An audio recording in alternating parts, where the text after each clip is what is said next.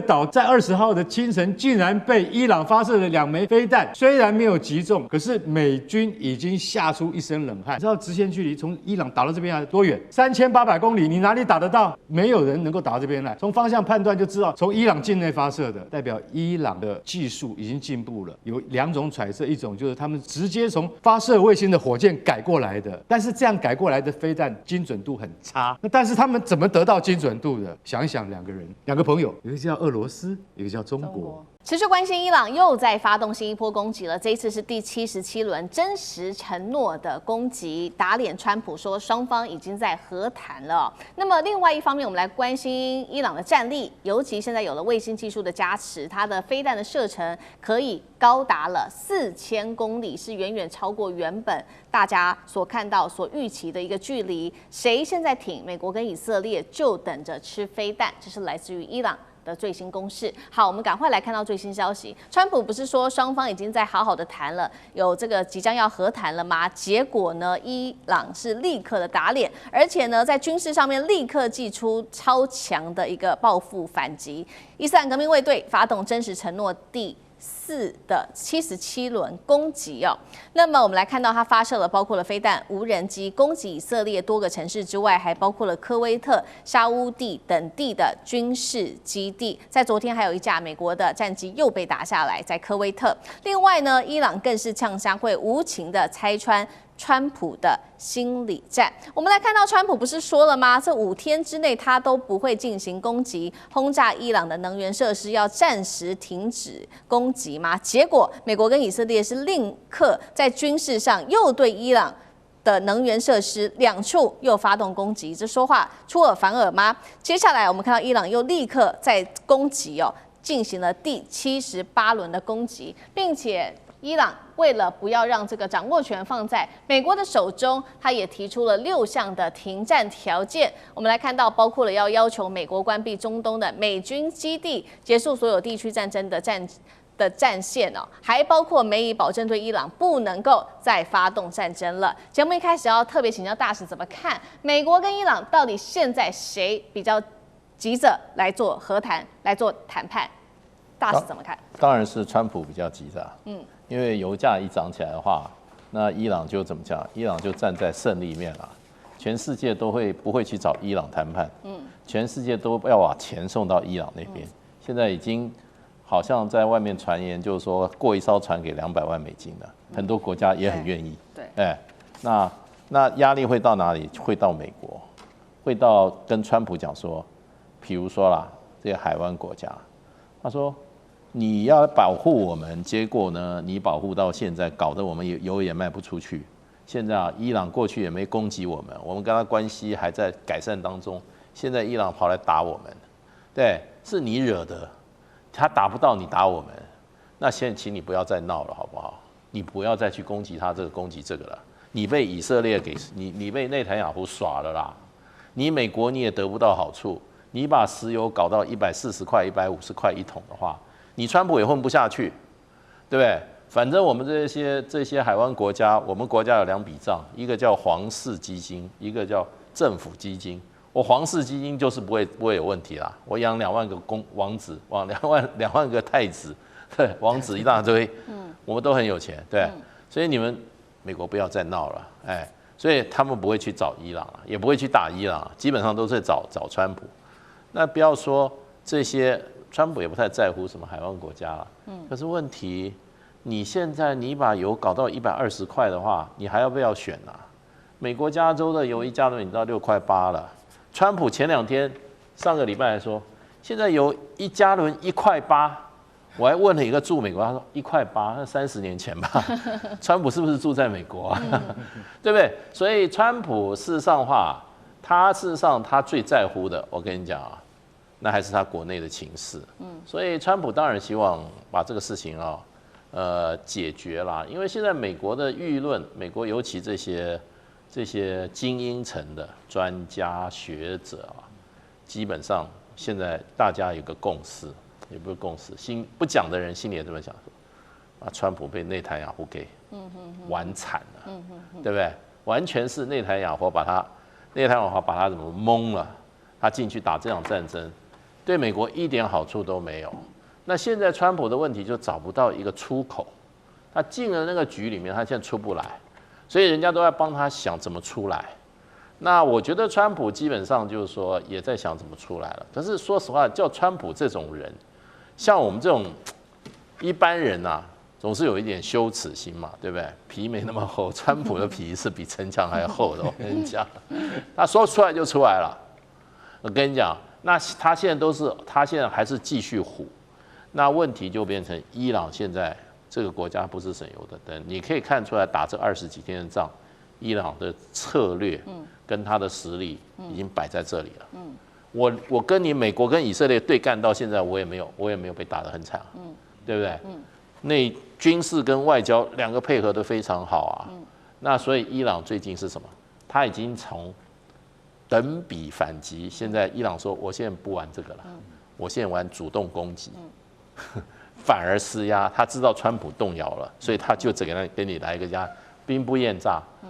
兵打仗的時候，勝負有的時候是強在心理上的，那個心理戰啊，真的佔非常大的比重。好，我們看到現在伊朗的策略就是主動攻擊哦。那確實，伊朗這邊也說，他現在正式宣告轉守為攻。那轉守為攻有哪一些方法，也有哪一些武器，我們也要一次來做統整。尤其是來自於大陸的媒體哦，《環球時報》做透露說，伊朗接下來還會有更多的手段給美國跟以色列所謂的驚喜哦。那我們先看到2款武器，今天帶觀眾朋友來特別看到，就是第一個，最新的飛彈攻擊可以打到美國跟英國聯合基地這邊，距離是達到了4000公里的一個射程哦，等於徹底的突破戰爭地域的限制，這是第一款武器。第二款武器，我們今天會來關心到的是這個阿拉12的這個無人機，最新型的無人機，攻擊範圍高達了2000公里，雷達難以偵測，造價低，量產快，可對周邊國家、美軍基地、能源、民生設施發動飽和攻擊。另外，我們也看到伊朗它現在也透過這個衛星火箭技術來改造它的飛彈，所以射程真的看起來是越來越遠了。伊朗有辦法轉守為攻嗎？幹哥怎麼做評估？好，我跟你講這個哈，就像大使剛剛講的，現在是等於是伊朗現在是出擊。為什麼？因為這個新聞，坦白講一句，是隔了這麼多天才被證實的，而且美軍一直不願意證實。迪耶戈加西亞這個基地，我曾經說過，它孤懸在印度洋外，它是離文明世界最遠的一個島。這個島的身世非常坎坷，我大概簡單講一下。它大概是在西元1500年的時候是葡萄牙人，他就叫迪耶戈加西亞，是探險家。他占了這個島之後，到了西元1800年的時候，被英國人占了。英國人一占下來之後，就把上面的查高斯人啊，把他通通趕走，趕去哪裡？你知道？趕到摩里西斯。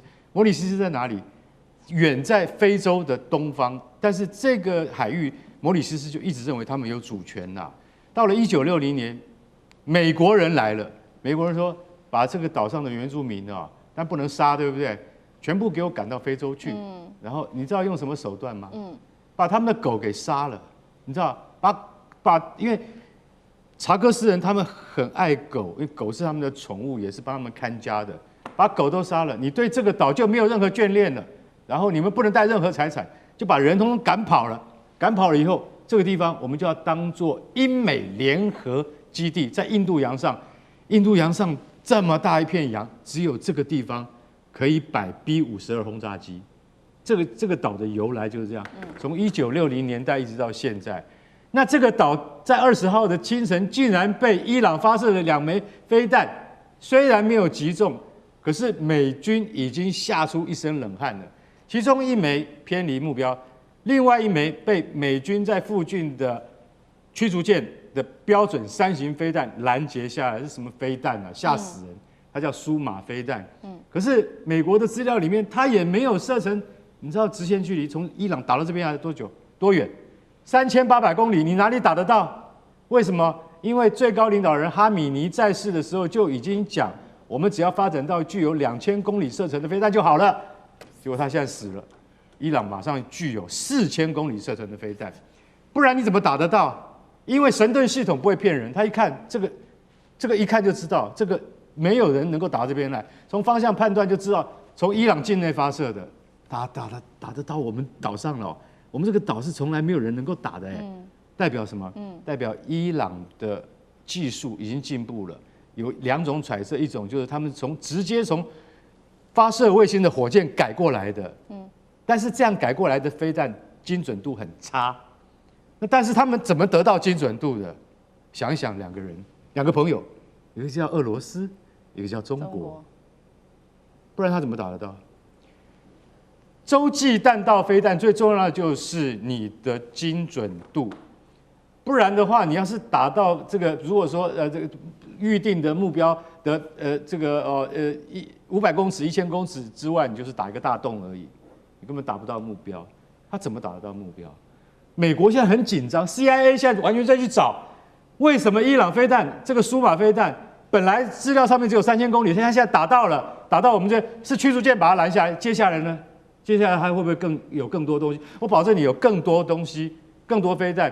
就像以色列特拉維夫的本古里昂機场，它被那個另外一種還有一個迪莫納是以色列的核中心，它被阿拉12型給打中了。阿拉12型竟然可以飛2000公里，雖然它只是無人機，它也沒有什麼精確度，可是以色列竟然有180個人受傷所以你知道下一階段，你知道伊朗它還有什麼神秘利器嗎？你不知道，而且我可以坦白跟你講，它的韌性很強。英美聯軍你可能會等着會受到更大的災難。好，我們現在看到來自於伊朗的威脅，看起來是已經越來越大了。那其實我們本來看到這些波斯灣國家是悄悄的不作聲，怕受到影響，受到波及，但是最新呢，我們看到他们的態度上面也開始出現，變得比較強硬了。傳出說可能加入對伊朗的戰爭，會擴大成整個中東地區的波斯灣海灣這邊的戰爭嗎？上這個怎麼看？我覺得幾乎不可能哈。為什麼這樣講？就是說現在基本上是以色列跟伊朗的戰爭，美國加入在這裡頭，穆斯林國家彼此互相打，在過去中東歷史就只有2-1。伊朗跟伊拉克當時是為了國土的領土的部分的問題，所以才打起來。此外就是沙烏地阿拉伯跟伊朗有打過，但時間都比較短，那是為了一些資源。因為在所謂穆斯林的教義裡頭，有一種叫做兄弟之間不義的互殘，它就這個東西是很嚴謹的哈，所以除非是要到很大國家領域，所以你看現在伊朗在所有在打這些波灣國家當中，他談到的東西都是打你這邊的美軍基地。他這樣強調，雖然他有打到別的，可他會強調只有美軍基地或者大樓裡頭有藏着美軍在這裡這個大樓裡頭，所以在這種形式上當中也要顧及。另外，現實上必須大家要盤點一下哦。伊朗公正來講，其實他在美國制裁那麼久的期間，他是全世界145個國家當中排名他的軍事能力是第16個，他有60多萬的部隊，而且它最厲害的部分，它有所有我們現在最近看到的導彈也好，無人機也好，各式各樣的武器也好，是它自己都能夠生產的。但波灣國家現在波灣國家武力最厲害的就是沙特。沙烏地阿拉伯來講，它是排名第25，但它全部的人口就是它的軍力當中23萬人。而且這23萬人最厲害的陸軍當中，其實7萬多人，空軍2萬多人，他還有10萬人去保護他的皇室哦，他可不是輕易出來打仗的。我們看其他的部分國家，阿聯酋是第2厲害的，大概也就6萬多人而已。那麼巴林啊、卡達，包括我們剛才講科威特跟阿曼來講，都在1萬、2萬、3萬、4萬。我們就說現在把波灣國家全部加起來的軍力，都沒有伊朗的60多萬人多，而且我們剛剛講波灣國家因為很有錢，所以大家武器都自己買的，而且買的基本上雖然美國、俄羅斯、中國也買一點，他們都沒有生產自己的武器的能力。所以最近沙烏地阿拉伯不是說他要買那個巴基斯坦的飛機嗎？而且這個不能就要做生產線。這其實是沙烏地阿拉伯算是第一次引入自己要來做生產，因為感覺起來好像是確實有點不安了，因為太有錢就買，所以你怎麼跟伊朗比？伊朗現在都在生產，所以為什麼大家放狠話？所以你兄弟之邦你還打我，打成這樣的地步，還打我的這些石油設施之類的，太過不去了。我無論在外交當中也要放點狠話，但就軍力當中互比，真的波灣國家軍力全部加起來，坦白講也沒有伊朗多，所以波灣國家現在的表態是說，他們要加入這場戰爭，是要加入跟美國在一起。那這個東西的拿捏也都是在暗示上當中拿捏。你說真正的開戰嗎？我覺得其實大家不會想不開的。好，觀眾朋友，趕快來看到中東的戰火現在升級，因為呢，我們來看到伊朗的方面，新領袖現在要開始展開正式的復仇戰了。另外一方面就是波灣國家現在也陷入在震盪裡面，會不會淪為全新的下一個戰場呢？再來會看到中俄在這當中是否有暗中布局來幫助伊朗改寫整場的戰局嗎？今天就這些議題，我們會一起來做關心。好，剛剛提到了，其實呢，哈米尼被斬首之後，最新接任的就是哈米尼的次子了。這位是穆吉塔巴，他也正式宣告了說，現在復仇的行動才正要開始。他是56歲的穆吉塔巴。那我們來看到，這位是前美國的外交官，同時呢，他也長期研究有關於伊朗的問題。他是這樣子評論的，他說呢，穆吉塔巴比他的父親更糟，而且要更強硬，是這個接下來革命衛隊的首選的候選人，所以他就會有非常大的仇要報。會要報仇的原因，也是因為穆吉塔巴家族中有4名的至親都在這一場美以的轟炸當中喪生了，包括他的父親、他的母親、他的妻子以及他的1名兒子哦。CNN 是這樣子來描述的，他說穆吉塔巴本人也在戰火中受傷了，是引述了來自於伊朗媒體的報道。但是呢，美國智庫又在多家的解釋，他說呢，穆吉塔巴現在整個人是躲起來的。以色列時報則是持續的說呢，其實從戰爭爆發以來，就再也沒有看到穆吉塔巴了，這是來自於西方的說法，但是未經過任何來自於這個各方的證實。伊朗方面現在又做了哪一些動作呢？雖然看不到穆吉塔巴，但是他的持續的轟炸絕对是持續的。最新命令對美軍基地跟以色列發動的第一波報復性的攻擊，鎖定的就是中東地區的美軍據點以及以色列北部多處的軍事設施都被炸了，這是針對於美以的攻擊。等一下我們會持續的關心呢。同樣的戰火已經波及到了波斯灣地區的國家，有一些哪些地方遇襲？等一下我們會持續的來做關心。好，我們先來看到這個是來自於西方媒體做的評論，說穆吉塔巴已經逃亡了，這是事實還是西方刻意放出來的一個心理戰呢？強硬派的穆吉塔巴接下來接任所謂的新領袖，是否要美國跟以色列血債血還？戰爭是否變得一發不可收拾？幹哥又怎麼看？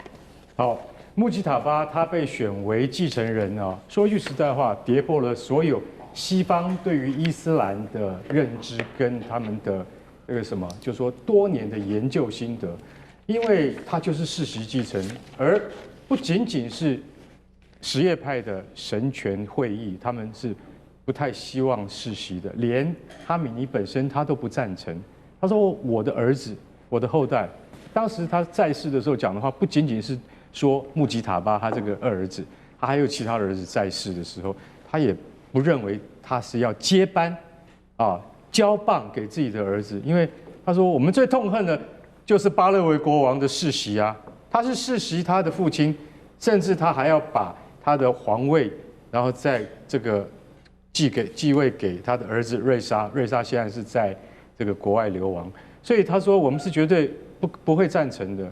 可是現在你要知道，國家處於非常時期的時候，為什麼由88名高階這個神權教士所組成的專家會議，終於確定還是由穆吉塔巴來出任？那就代表着一個意義，什麼意義？在國家這麼動盪危急之際，我們需要有一位具有領導分量的人出來。因為其實坦白講一句，以穆吉塔巴他今年才56歲，太年輕了。其實，在這麼高階的神權的教士面前，他的火候是不夠。當然，他是在就是在他父親的那個以前的庇蔭之下，他也是作為一位神權的老師啊，他也是專門在教授伊斯蘭教，專門在教授可蘭經，他所教授的教義，甚至會號稱說比我們其他阿拉伯世界所教授的教義要更加的深奧，更加的精髓啊！所以他其實在神權方面，他的這個血統是不會容置疑的。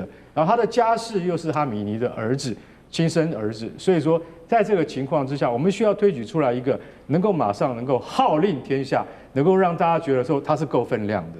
雖然我剛才所講的一些不利於他的因素，可是後來在專家會議裡面還是被排除了。你知道這88位這個這些神權高階教士裡面，一個96歲的，一個是99歲的，這2位真的是就是說他們是最具分量的。他說那就是穆吉塔巴了。為什麼？因為我們國家現在需要一個這麼有分量的領導人，所以他們共同投票選出了穆吉塔巴作為新的領導人。可是現在問題就來了，就是說，聽說他在戰爭之中也受傷了，我覺得這是很可信的。也就是說，那個《華爾街日報》哈等等，他們認為說他不太可能在美軍跟以色列聯合攻擊之中安然而退，對不對？你看。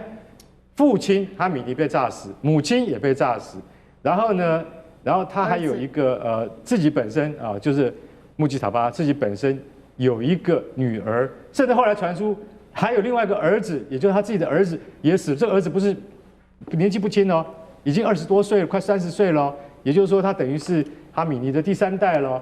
就照這樣講的話，究竟是4個人，4個親屬在戰火之中死亡，還是8個人？因為有另外的媒體，就是說伊朗自己本身的媒體說有8個人死亡。那這個因為沒有辦法核實，我們只知道說在空襲行動當中，穆吉塔巴他要全身而退的可能性不太大，但是他受傷的情況怎麼樣？說一句實在，我也是認為說他可能受到了輕傷，而沒有危及生命，否則他就可以繼續的站出來發號施令。當然也有一些媒體在幫他緩頰，他說他現在只想活下去。我認為啊，穆吉塔巴本身啊，他雖然是比较年輕的領袖，可是他如果仍然受到原來的伊斯蘭的原教義派的熏陶的話，他是不是會對美國跟以色列採取一樣強硬的路線？但是強硬的本錢在什麼地方？我覺得新一代的領導人他會去估量，應該不會想象的像這個報道中說的那麼的鐵板一塊。不過我是覺得他要趕快確定，趕快決定他要怎麼樣獻身，不然伊朗會遭受到更大的襲擊，然後他也會對海灣周邊的國家產生更大的危害。如果連沙烏地阿拉伯說你再打我，我就會反擊了。如果沙烏地阿拉伯也被捲入的話，那這件事情就更加複雜。我希望那個穆吉塔巴趕快出來講出一些有力的話，可以安定一下整個周邊的局勢。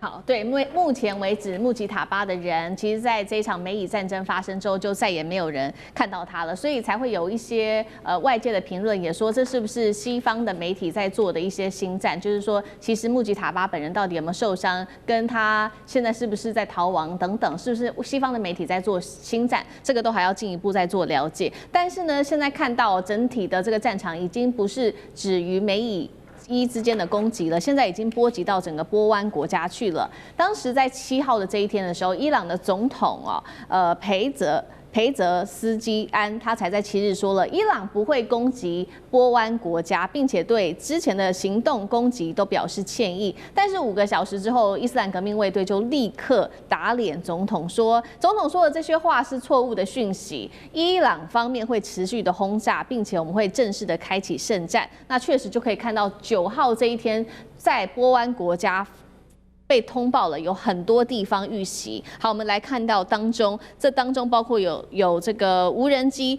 飛到了沙烏地下巴油田被攔截，然後波斯灣的石油設施也被轟炸，巴林的海水淡化廠遭到攻擊。這個海水淡化廠其實提供數百萬人供水的，所以是非常重要的。再來就是沙烏地的住宅遭到軍事物體給擊中，還有人死亡。巴林夜間遭到無人機攻擊，32人受傷。再來就是阿聯酋了，工業區爆炸，卡達的首都也有多起爆炸。美國駐在利雅得的大使館遭無人機攻擊，還有科威特的高樓都冒煙。以媒也在這邊做了披露，說阿拉伯聯合大公國已經針對伊朗展開了回擊哦，發動的是首次的報復攻擊，目標是他們的海水淡化廠。現在看起來，難道伊朗已經正式的對波灣國家開戰了嗎？那這些國家又會不會反擊？大使又怎麼看？第一個我認為不會開戰啊。第二個呢，波灣更不敢反擊。因為這個雖然說以色列總統伊朗的總統有這樣說，革命衛隊反駁啊。我想就是說，革命衛隊的想法就是說，你不能說絕對你不會打，如果誤擊也不要道歉，就是這樣。那打不打呢？除非絕對必要的時候才會打，要不然是不会打的。因為什麼？他目標不是這些國家。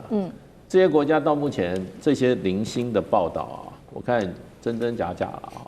那伊朗的戰略非常清楚，就是打在這個波安國家的美軍基地跟設施，就是這樣。那其他我認為都是誤擊。對，為什麼呢？因為波安國家不會站在美國跟以色列這一邊的，他們非常的脆弱，他們都是一群超級富豪在主導這個國家，他沒有戰鬥意志的，也沒有戰力的，對不對？他只是說不要站到美國那邊就好了。伊朗打這些國家的就是要警告你們不要站到美國那個地方，所以他一開始他們都講我不讓你用我的基地從這個地方去打伊朗，我都反對，包括沙烏地阿拉伯，我認為到現在也是如此。那他連美國用他的基地去打伊朗，他都不允許了，他會自己去打嗎？不太可能。為什麼他會採取這個立場？因為他太脆弱了。我告訴你，他們這些國家雖然沒有什麼重點，可是到處都是什麼呀？未爆彈。你只要打一個，你打一個飛彈，你打到他的那個儲油槽，乒乒乓乓，一切都沒有了。他現在儲油槽通通是滿的，賣不出去，通通是滿的。儲油設備是一個目標，打起來的話，真的就好，真的就那每一槽油都是他的現金啊。那另外還有什麼？就是你的油田，油田被炸的時候，我告訴你，搞不好半年都滅不了。那個大火可是恐怖啊。這些國家是怎麼樣？看起來平常很風光，我說這波安很風光，其實他們泡着汽油桶睡覺。汽油桶隨時爆炸，他們什麼都沒了。所以呢，他們不敢站在美國這一邊，而且我覺得他們在背後是不然在美国拉美國的一個力量。對，所以伊朗只是威嚇他、恐嚇他，不會真正動手。真正動手就是已經要什麼？就是說已經是同歸於盡的那個階段。現在伊朗還不需要，不需要同歸於盡。那所以現在美國事實上在打伊朗的所有的軍力都是從兩個地方出來的。一個是美國自己的什麼？美國自己的航母戰鬥群在發動攻擊，另外就是以色列去發動攻擊。最近川普也講了好多次 ，B1、B2 都出來了。B1、B2 通常都是從哪裡？都是從美國本土出來的。這個飛機可以飛10000多公里的。那再加個空中加油，對不對？它夠了，它也不需要海外基地。為什麼美國會有這種轟炸機呢？他就是要說，我沒有海外基地，我也打得到你。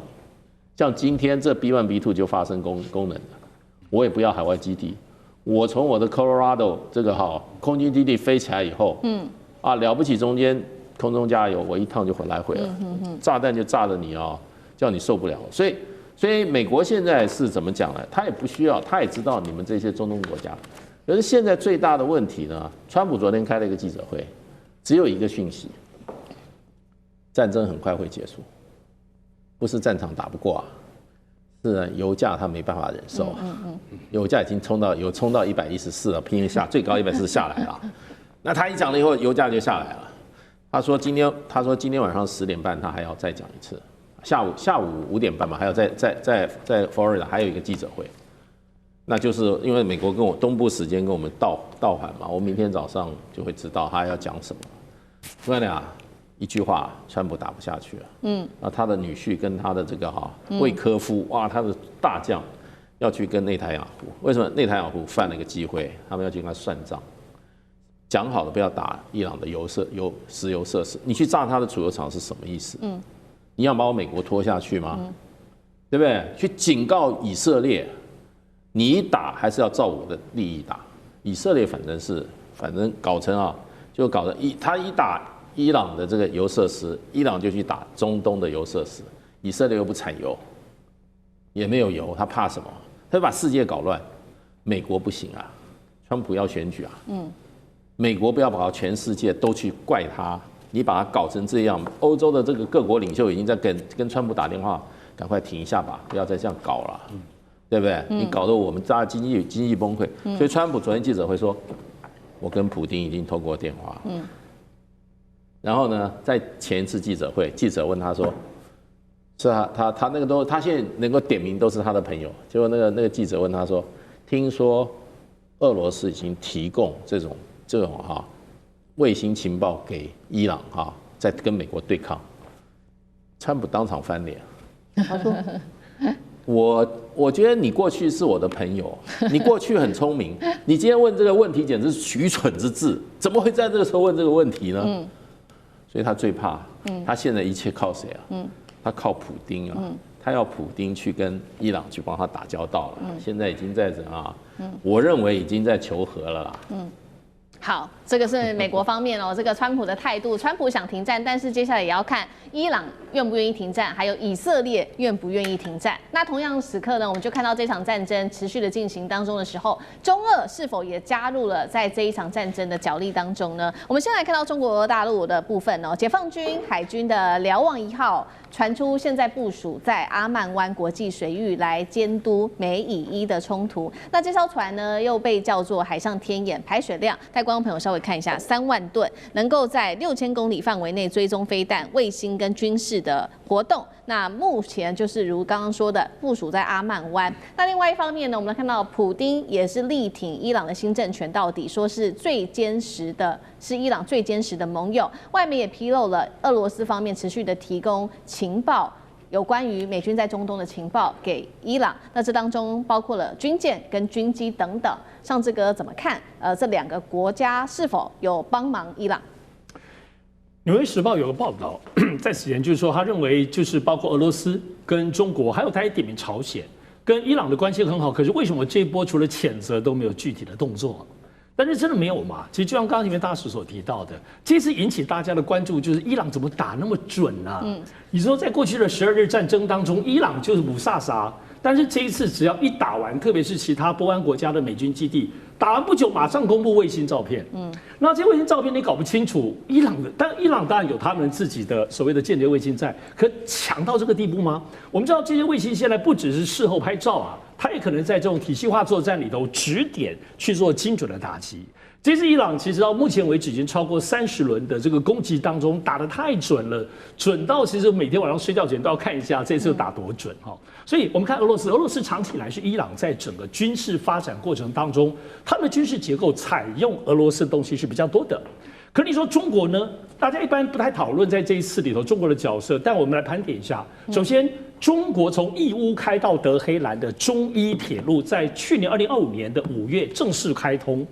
到目前為止，沒有聽到中伊鐵路被炸掉，也就是每天其實中國到伊朗的德黑蘭的源源不絕透過鐵路運輸，可是在運了些什麼，我們也搞不清楚。對，這個是很通暢，我認為是很重要。除此之外，在2021年的時候，中國跟伊朗他們簽訂了一個長達4000億美金的25年的這個戰略合作。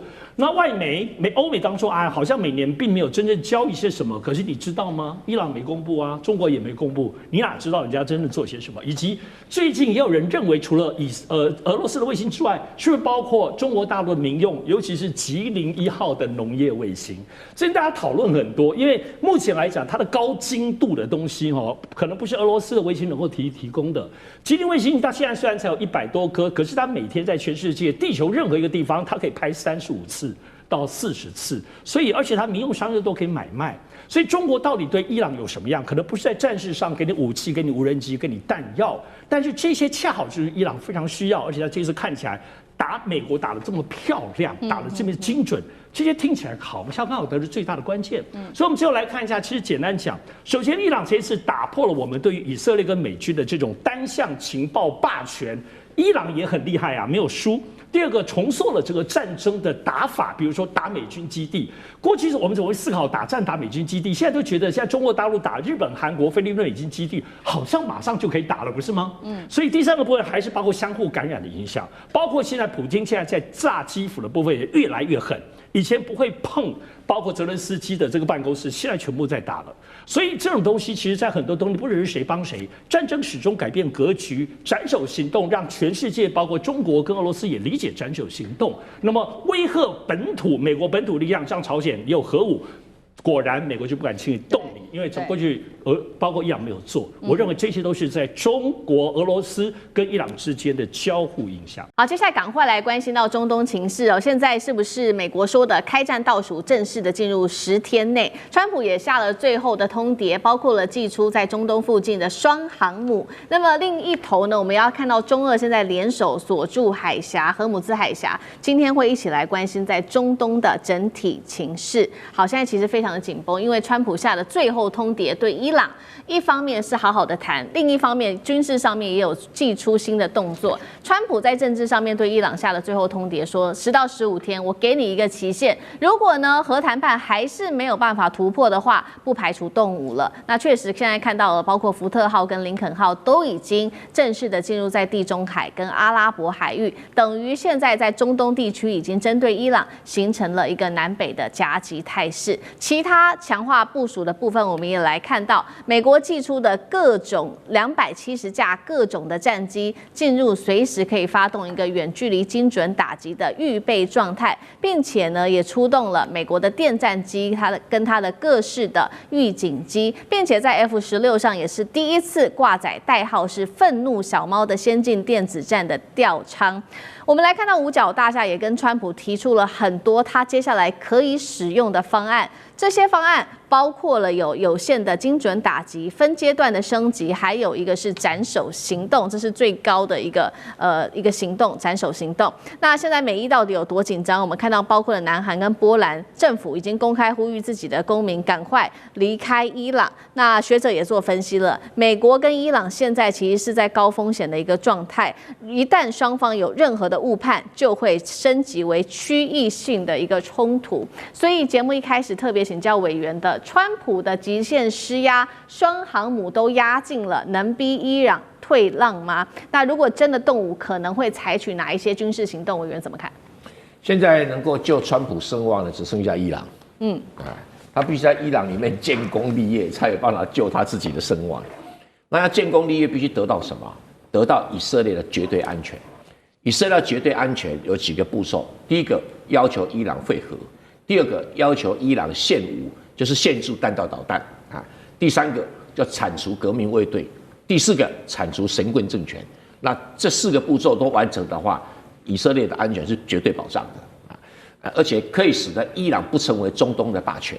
至於所謂區域衝突，不會啦，打來打去就是美國、以色列、伊朗，沒有別人會參加啦，別人也不會受損啦。那大家在要求說公民撤離什麼，就是看法跟我一樣會打仗啊。那川普一定開的條件哦，他的個性是這樣的：你如果退一步，我就繼續加碼；退一步就你可以看到關稅政策就有這種跡象了，所以會壓到了伊朗沒有辦法答應的程度。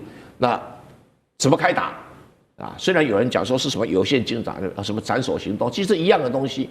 他第一個他只會用大轟炸，那現在只是看他的本事，他能不能像貝爾格勒大轟炸連續炸了70幾天？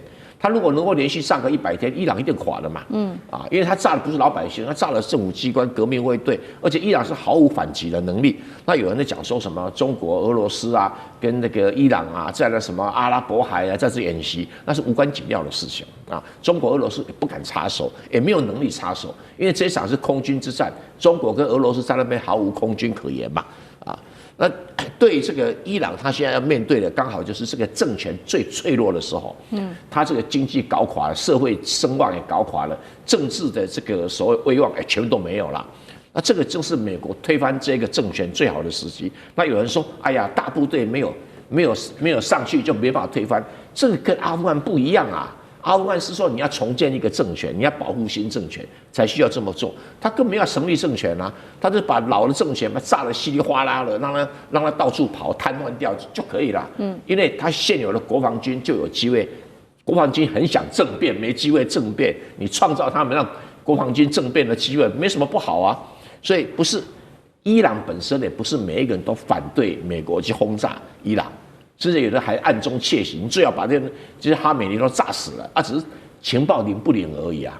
所以這神棍政權、這革命衛隊聲望已經掉到谷底了。現在就看川普如果把這些鏟除的話，那以色列的安全程度當然提高。戰爭以色列會受點損失可以，但以色列經得起，沒有問題了哈。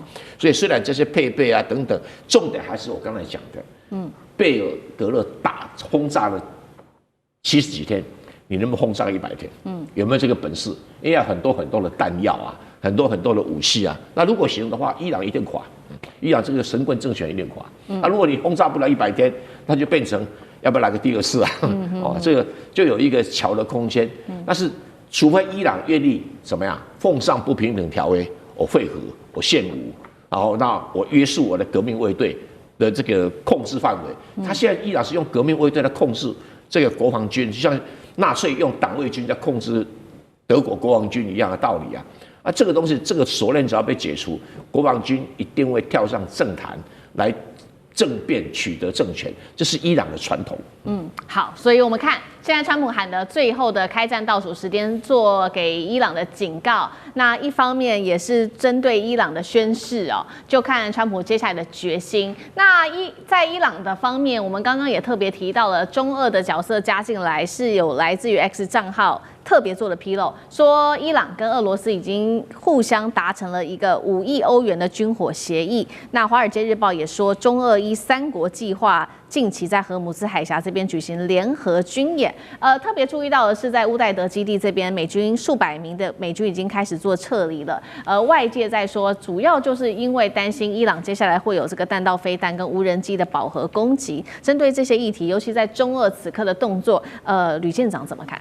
我們在過年前我們就講到啊，對於伊朗來講，它就是以拖待變；那對於美國來講，它就是等航空母艦。那也就是說呢，我們如果說看到航空母艦的動態的話，那我們講到2月9號的時候，其實那個時候我們還沒有發現福特號它有其他的改變，但是我們看到布希號好像已經出發了。那但是如果說我們看到更近一點的，也就是2月17號的話，實際上來講，第一個先準備穿越直布羅陀海峽的，其實現在已經穿越了，也就是福特號。那但是布希號呢？那我們等着看今天晚上那個美國它這一個海軍的一個新那個學院它所公布的這個內容啊。但為什麼他們會派出這個航空母艦呢？其實這個最重要的，也就是它需要艦載機。艦載機的數量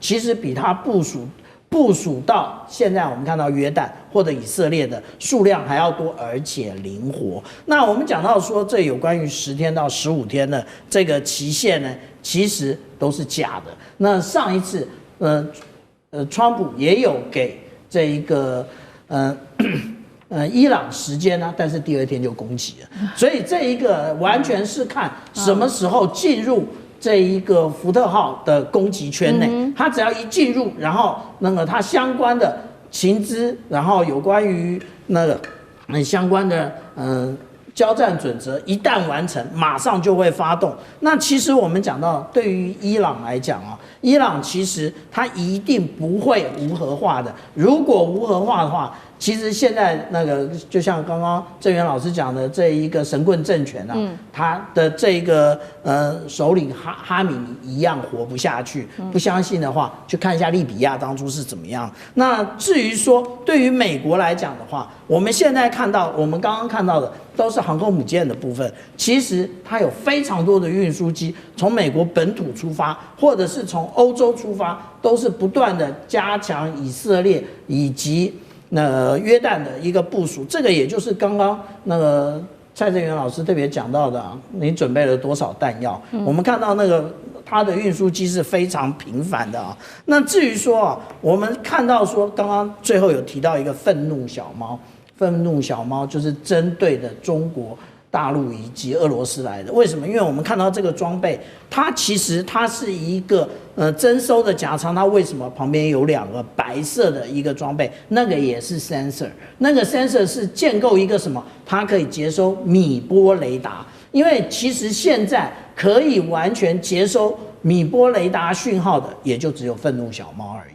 那所以現在那個五角大大說，這個 F-16已經準備帶着這個憤怒小貓前進到這個戰場了。也就是如果中國大陸啟動了，或者是俄羅斯啟動了它的米波雷達，也就是它的電磁參數，一次都讓美國掌握。因為美國當初對於這個米波雷達只有從烏克蘭獲得，但是到底如何運用，或者現在進步的程度，美國並不了解。所以我們講到說，每一次的戰爭啊，我們看到的都是血淋淋的部分，但是對於大國來講，那個正是他們的這一些裝備角力的最佳時刻。